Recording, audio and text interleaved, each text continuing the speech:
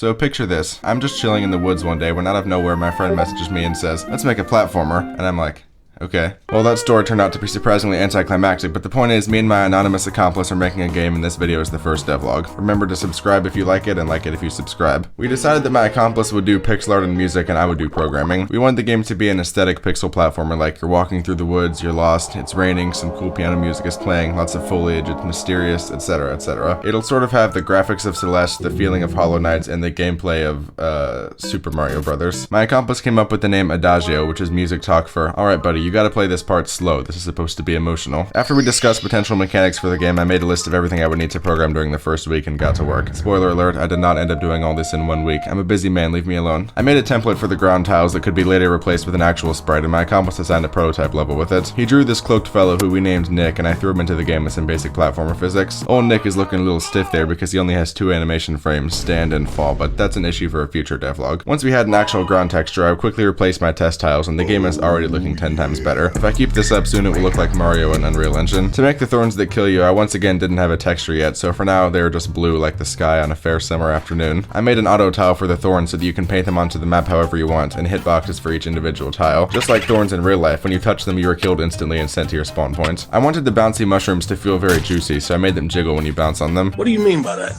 This took some tweaking, but eventually I got it looking pretty good.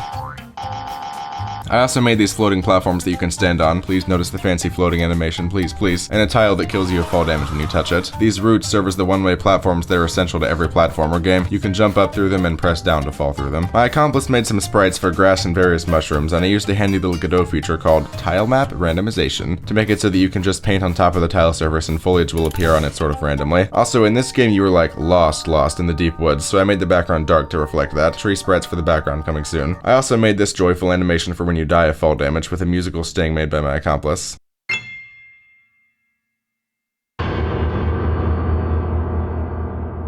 And yeah, that's pretty much what we have after the first week or so of development. I know it ain't much, but it's honest work. More devlogs will be coming soon. I haven't decided yet if every video on this channel should be an Adagio devlog until it's finished, or if I should alternate Adagio devlogs with other content. So let me know your opinion on that in the comments. We only plan to have a few levels and stuff for the game, so it shouldn't take more than a couple months. Anyways, thanks for watching. Please subscribe so I don't have to work at DoorDash anymore. Goodbye.